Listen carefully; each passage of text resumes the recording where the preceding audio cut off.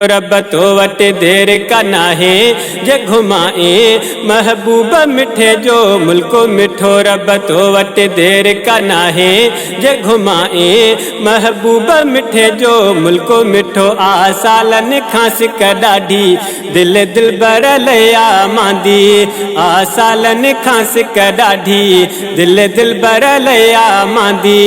ये अर्ज़ु मुझो जे अघाए जे घुमाए महबूब मिठे जो मुल्को मिठो। रब तो वट देर का नाहे जे घुमाए महबूब मिठे जो मुल्को मिठो।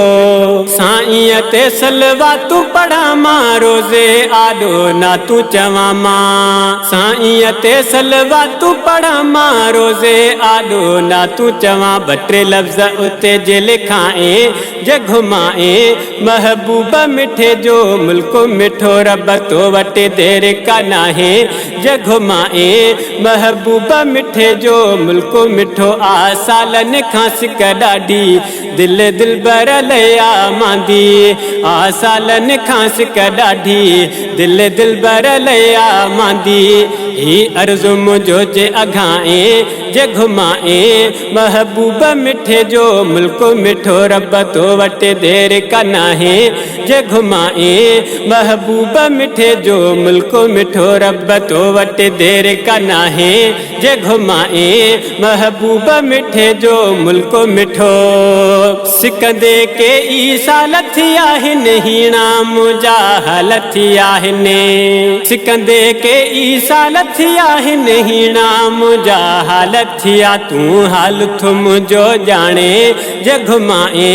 तू हाल थु मुंहिंजो ॼाणे जे घुमाए महबूब मिठे जो मुल्को मिठो। रब तो वट देर का नाहे जे घुमाए महबूब मिठे जो मुल्को मिठो। रब तो वट देर का नाहे जे घुमाए महबूब मिठे जो मुल्को मिठो। आ सालन खांस कडाढी दिल दिल बर लया मांदी।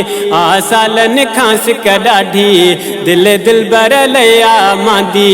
ही अर्ज़ु मुझो जे अघाए जे घुमाए महबूब मिठे जो मुल्को मिठो। रब तो वट देर का नाहे जे घुमाए महबूब मिठे जो मुल्को मिठो। रब तो वट देर का नाहे जे घुमाए महबूब मिठे जो मुल्को मिठो।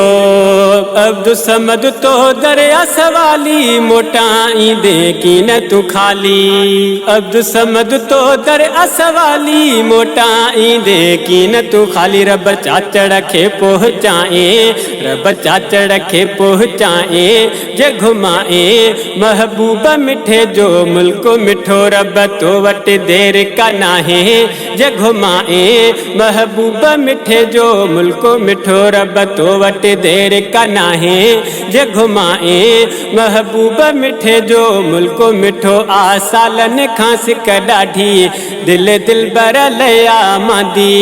आ सालन खांस कडाढी दिल दिल बर लया मांदी। ही अर्ज़ु मुझो जे अघाए जे घुमाए महबूब मिठे जो मुल्को मिठो। रब तो वट देर का नाहे जे घुमाए महबूब मिठे जो मुल्को मिठो। रब तो वट देर का नाहे जे घुमाए महबूब मिठे जो मुल्को मिठो। आ सालन खांस कडाढी दिल दिल बर लया मांदी। आ सालन खांस कडाढी दिल दिल बर लया मांदी। ही अर्ज़ु मुझो जे अघाए जे घुमाए महबूब मिठे जो मुल्को मिठो। रब तो वट देर का नाहे जे घुमाए महबूब मिठे जो मुल्को मिठो।